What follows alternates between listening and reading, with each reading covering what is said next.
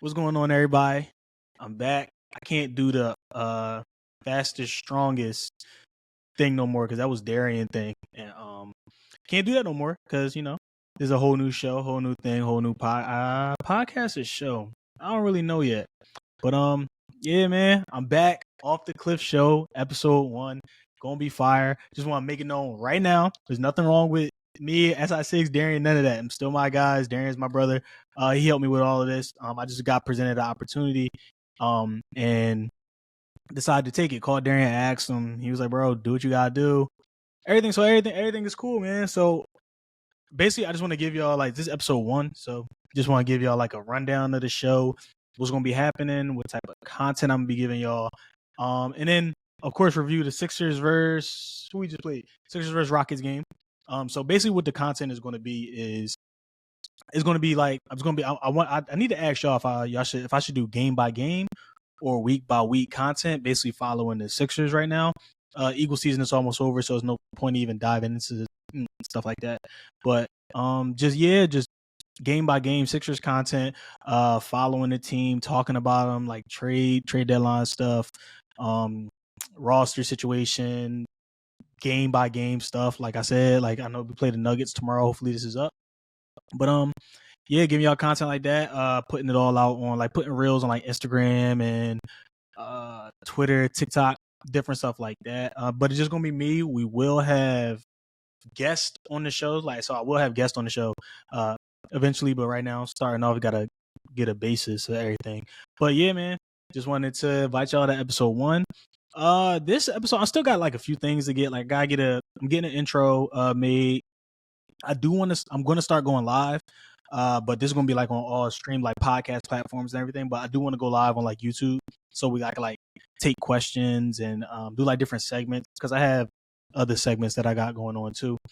As far as like length, I guess, is that my dog in the background? Oh yeah, as far as like length, the original thought is probably about 20 minutes. I want to do like 10, 15, 20 minutes, especially if it's going to be game by game. Can't give you an hour episodes after a game. Like, who cares? But I'm also going to be talking about stuff on non-game days too. So I just got to figure out the schedule. But the guest episodes will most likely be like an hour plus. Figure all that out when we come down to it. But yeah, man, Off the Cliff Show, episode 1, we here. So what should we talk about? We could just get into the Sixers Rockets game that just played. Martin Luther King Day game. Nothing really to take from this game. Actually, no, there's a couple things. Joel kept his 30-10 streak alive, 30 points, 10 rebounds. He kept that alive. First game back. Hopefully he plays versus Jokic tomorrow in the Denver Nuggets. Now, we know in the past that him and Jokic have only matched up 1 or 2 times, I think. But yeah. So what the fuck was I about to say? Oh yeah. So we know that they've only matched up about 1 or 2 times, and every time it seems like there's a big matchup with something on the line, Joel doesn't play. So he played last year in their first game. I think he gave him 47 and 15, something like that. Hold on, let me make sure the content. I mean, like his camera's good, but yeah, he gave him like 47 and 15. I gotta check the stats on that. And he didn't play when basically the MVP would be decided. So that was weird. A lot of people say he was ducking them, which I'm not even gonna lie, I was one of them people. I agree because like, why didn't you play? And I don't think he's played in Denver in how long? But like, it's been a couple years since he actually played in Denver. But what I'm fearful of is he played this game, coming back from an injury, and he will not play versus Jokic tomorrow in the back-to-back. If Joel does that, bro, he's a bitch. He's a coward. I'm sorry, bro. He can't keep doing this, ducking Jokic. First of all, I'm a basketball fan at the end of the day because I know a lot of people are like, we want Joel to be healthy for the playoffs, and we need a long playoff run. Bro, it's January. If we worried about Joel injuries in January when the man got to play in June and May, then bro, come on, bro. I want to see good basketball. I want to see the top players go against the top players. So if he sits out versus Jokic yet again, which is one of the premier big man matchup in the NBA, why can I like want to see that? Like, and I know a lot of people like they just want him to be healthy, but guys, I need y'all to understand. At this point, if it's come playoff time, if he's not going to be healthy, he's just not going to be healthy. Ain't nothing we can do in January that's going to stop him from not being healthy in June and May. So he just got to figure this shit out. All right, I don't know what to tell y'all, but like that's a matchup I want to see. I want to see Joel. I want to see Jokic, and a lot of people say, bro, he already bust his ass last season. Bro, okay. I want to see it again. I want to see if Jokic should get his lick back. Like, I just want to see good matchups. That's like saying like if Tatum goes up against Steph and Tatum just sits out every time he plays Steph. It's like, bro, what are we doing? I just want to see good basketball at the end of the day. But played today, like I said, continued his 30 and 10 streak a lot. I believe he had 40. Let me see. I'm gonna check right now. 41, 10 and 3. I thought he had more assists than that. But yeah. Ran over the Rockets. They suck. Maxey. I know I wanted to talk about Maxey. Maxey, he had let's see. Maxey had 27 and 7 tonight. Well, today. Watching the game, they got to give Maxey some rest, bro. He looks tired. He leads the league. He leads the league in minutes. He just doesn't have the energy that he usually has. And Pat Bev picked that up today a lot. Like he's picking up for Maxey's energy a lot, but you can just tell like he doesn't have the same burst. He's like he looks sleepy on the court because like he's just playing so much. In his part because they don't have a second ball handler. So he has to do everything while playing all these minutes and leading the NBA in minutes. And he's the focal point of the offense other than Embiid. And, you know, Joel has been out the last 3 games. So he's been the focal point. He has to do everything because he is the only ball handler. So they either have to get him some help or they have to trade for some. I mean, they either have to get him some help or they have to give him some rest days because the same thing with Joel is January. So like we don't need him tired and made the thing with Joel is the injury thing. So that's completely different. But Maxey, we don't need him. We don't need to burn him out before the playoffs. And a lot of people saying he can play because he's young. That doesn't mean shit. He's leading the league in minutes. People are acting like he's like middle of the pack minutes and he just looks tired. No, he's leading the NBA in minutes played. And what is he, only 24 now? Just turned 24? He's going to get tired, especially when he's the only ball handler. So I guess that takes me into like trade packages for the Sixers and what I want to see from them and just getting Maxey some help. I want to see, let's see, this is why I wish I had like the segments and everything out right now so I can figure out how I wanted to, you know what I'm saying, lead into this. But I guess we could just talk about my number 1 trade targets for the Sixers. Number 1 right now will most likely be DeJounte. Would it be DeJounte? No, all right. My real number 1 target is Lauri Markkanen because he does everything. He can take Tobias' spot. We get Tobias up, but I just know Danny Ainge. That's really like an unrealistic target because I know Danny Ainge isn't going to give him up. Like he's such a Celtic in his blood that he's not gonna give up. He's gonna ask for Maxey in return for Lauri Markkanen. So and it was already a report that came out like if anybody wants Markkanen, they're gonna have to give up one of their untouchables. The fuck you! It's the Utah Jazz. But that's my unrealistic number 1 target right now. My realistic target will probably be Zach LaVine. I know there really isn't a trade market for him because of his contract. I think he has 4 or 5 years left, and it's a huge contract. But it'll help out Maxey so much. His ability off ball, in order to just help Maxey out right now because they need somebody else that can dribble the ball. The Sixers have literally no one else, and this is the problem with giving Maxey rest days because if you give Maxey rest days, Pat Bev has to play all 48 minutes because nobody else can play point guard unless you put Furkan out there like they've done in the past, but never works. So my number 1 trade option target would be Zach LaVine. Let me go see what Zach is averaging right now because a lot of people is piling on Zach LaVine. And he tough. And I know a lot of people like comparing him to Tobias. I'm like, what the fuck are we doing, yo? Let me see. Damn, he had 10 last game. Shit. All right, so Zach is averaging 25 and 4 right now. Not having his greatest season. I think, let me see. Let me see. Points per game. This is on the lower end since he came into the league. First 4 years, He averaged 10, 14, 18, 16, then 23, 25, 27, 24, 24, and 20. So I'm not really worried about his points per game and production at all, because we all have to remember, if we do grab like a Zach LaVine or DeJounte Murray or somebody else, they're coming here to be the third or fourth option, depending on what we do with Tobias Harris. So you put Zach LaVine in that type of role where, all right, bro, you need to cut, you need to hit open threes. We're going to give you the ball sometimes to go isolate, and sometimes we might need you to take over. But at the worst, your job is to just take pressure off of Joel Embiid and Tyrese Maxey. At the worst. So that's if Zach LaVine is having like the worst season. He can't really fit in. As long as he's on the floor, we're good. As long as he can take the pressure off Zach. I mean, he can take the pressure off Max. He can take the pressure off Joel. He's great off ball. He's good on ball as well. And that'll also let Tyrese work off ball, because we all know Tyrese is most likely a better off ball player than he is on ball. Tyrese is kind of like a combo of he kind of like Steph. He kind of like Dame and Steph at the same time with like his play style. Play style, I didn't say talent wise, just his play style. I should have got some damn water. But that's my number one target is Zach LaVine. He would just help out so much. And a lot of people saying, oh, he's an isolation player. What type of Zach LaVine y'all been watching? There was a lot of people saying he just comes up and shoots step back threes and da-da-da.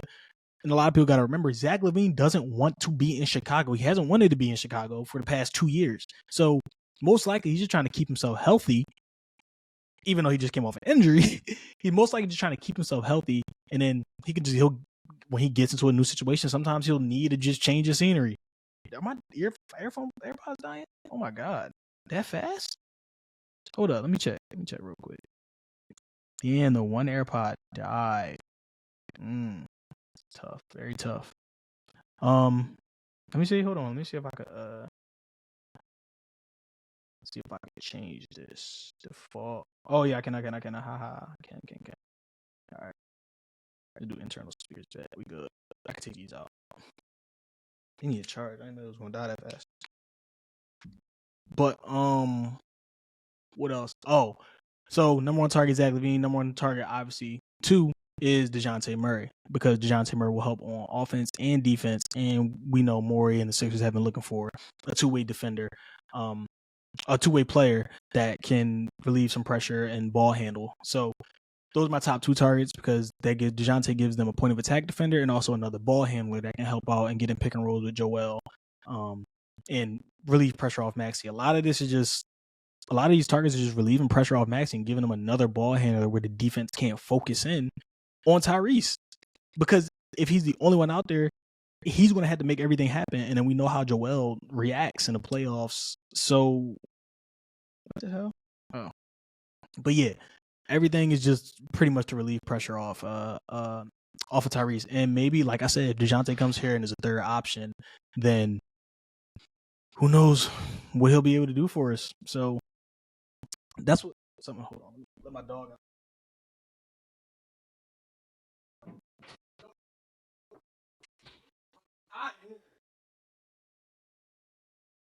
Oh, all right, we back. But yeah, let me go see what DeJounte is averaging. DeJounte Murray stats. Oh my God, he has 6 minutes. All right, he has 6 points in 6 minutes. That's a point a minute. We hooping.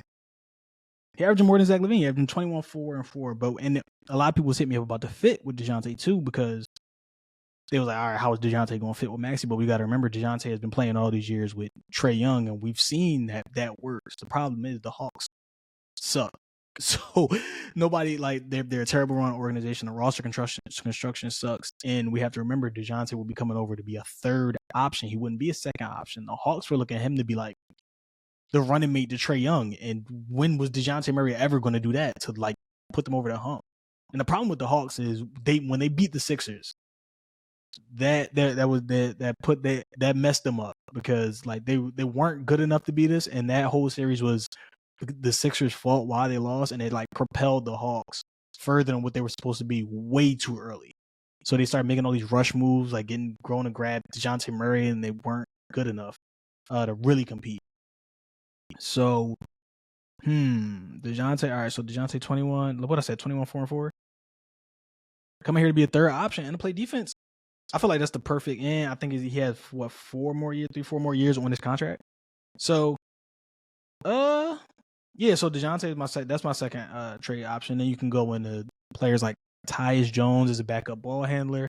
So this is the problem I have with getting the Sixers a backup point guard, because like that takes away minutes from Pat Bev, and Pat Bev has been great for the Sixers this season. So I don't exactly know what they need to do. Whatever they do, they need to make a move for a starter. And I think what Morey is going to do, he's going to make a move for maybe 2 to 3 players, because while we have depth, we just need more ball handling out there and more scoring and more defense. Some of the guys we have might get pushed further in the total pool, but players like Pat Bev, who's been great defensively as a mentor to Maxey. We all saw the story that came out where Maxey was like, and after the Heat game, Maxey had a bad game, and Pat Bev was like, "Bro, you can't do it without Joel." And that propelled Maxey, and then he went had 42 against the Rockets or some shit like that. So I need a haircut, but this is the problem with having like curly hair, bro. Well, not curly, but nappy hair. But yeah, so how long has it been going for? 16 minutes. All right, bet. But yeah, they just need to. They're in a space right now where they don't have to do a lot, but they kind of need to do a lot, because I know a lot of people have been. I don't want to say this. A lot of people have been talking about like the cap space that the Sixers have. Reality, that's not an option. The Sixers have never been a free agent destination where they're going to land the big fish in free agency. That's just Philadelphia basketball has never been that. So that the cap space thing is kind of false. So what I think the real plan is to go grab like a Siakam or DeJounte Murray or Zach LaVine, where they can fill up the cap space, where they have the cap space to take on those players. And I think they have to match salaries or something for LaVine or something like that. But like, just give you a general idea of what I think is really going to happen. They're going to have to use this money this season, use most of it, and then I think next year free agency they're going to fill in the margins of what the roster already is. So that's what I think the real plan of attack is. But they're good enough to where you can't waste this year of Joel Embiid. You need to go get somebody that's going to help out him and is going to help out Tyrese Maxey, because you're right there. There's a gap between the Celtics, the Bucks, and the Sixers, but the gap is very small. So you add someone else that puts you right back in championship contention. The Sixers are playing great right now, but you can still tell they're missing something. So they're missing that last piece. They're missing a DeJounte Murray, a Zach LaVine, somebody that a third starter can come in and play really well, and then play defense and defer to Joel and take pressure off Maxey and just hoop. So there's definitely something that they need, and I think that's the real plan of attack with Morey. I mentioned Siakam.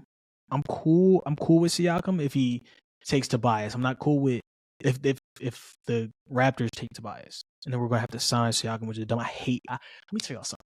I hate Siakam game. That shit is so ugly, bro. I hate it. But I understand that he's better than Tobias, he's an all-star. So unless the Raptors take Tobias, and then that fills in Siakam's spot because he's better than Tobias, and the fit isn't too bad there. Like we had Joel playing with fucking PJ Tucker and Ben Simmons. He can play with Pascal Siakam. So I'm just not cool with keeping Tobias when we grab Siakam, because then like where does everybody play? And we know Tobias isn't really a good small forward at that position. Is he playing small forward now? He been inconsistent as shit. I gotta look at it. But yeah, they gotta take Tobias. That's the deal. Also, in the same breath, I'm not giving up Tobias for a lot of people, y'all. Like I low key want to keep Tobias and just sign him at a lower number, because the problem was never Tobias the player. It was always the money he was making, and it was limiting us from making moves. But now we have all this cap space. I'm cool with him calling his home and then re-signing, but it has to be at a lower number. Like it's not a lot of people I'm giving up Tobias for. Like I don't even know if I'm giving up Tobias for a DeJounte Murray. I feel like you have to find a way to add a DeJounte or a Zach without giving up Tobias, because then actually no. I'm giving up Tobias for Zach LaVine. I'm just not giving up Tobias for DeJounte Murray. But you have to find a way to keep the core together, and the vibes, the morale, locker room guys, the play. It's not a lot of things Tobias is bad at. He's really good at a lot of things. He's just not great at anything. So what I would, like I said, you have to find a way to keep Tobias add those players unless you're trading them for like a Siakam or somebody that can take his spot. It's where you're like, all right, okay, we're filling the holes as we go. So you get Siakam and then you add like another player or two that can fill what Tobias does, like rebound and I'm sorry, not Siakam. I'm sorry, like Zach LaVine and DeJounte Murray. You fill those spots. You get two more players, a player or two, and you're like, all right, this player can play. This player can rebound. This player can switch and guard Tatum. This player can. What else does Tobias do? Shit. This player can catch and shoot threes. Even though Tobias barely does that, but it's like there's little things like that. And Tobias has been really good here, bro. We can't. I'm not gonna lie. He's been really good. Just the money that he was making, and once you're making that type of money, you expect him to play up to the money, like what Chris Middleton did. So, like I said, I'm not really giving up a lot of people for Tobias Harris, man. I'm just not and I'm cool with slander until we because I know like he's been taking it since he's been here. Like, where else is he gonna go where they're gonna appreciate Tobias? I mean, we appreciate him. We just don't appreciate the money that he's making, and that's cool. So, was there anything else I wanted to touch on for this? Like I said, this is the first episode. I didn't want to make it short. I really just wanted to give like a rundown of what the show was going to be. If it's going to be game by game, it's going to be week by week. I don't really know what I want to do. I might ask y'all. And then, like I said, the show's going to get better. It's going to be like edited and reels are going to be put out. It's going to be a lot of like graphics, different stuff. So, you know what I'm saying? We'll see. I'll go there wilding. But yeah, man, we're gonna see. We're gonna see. I need to brush my hair. Y'all see me keep fucking my hair. But yeah, we're gonna have to figure it out. But yeah, episode 1, I'm gonna see how this turned out. Might add stuff, might not. But episode 1, appreciate y'all for viewing. This is gonna be on YouTube, Apple Podcasts, Spotify. I don't know what else. But yeah, kind of wanted to come in with some like just raw thoughts. Like I didn't do any research on like I didn't do any like real research on like the trade targets, what we can do, money that have to be get up, who we have to give away, stuff like that. I just wanted to give a basis of what the show was going to be about, what y'all should expect, the guests that are going to be on, but y'all not going to know none of the guests until I drop it. But yeah, man, Off the Cliff, episode 1. We here. Appreciate y'all for tuning in, my guys.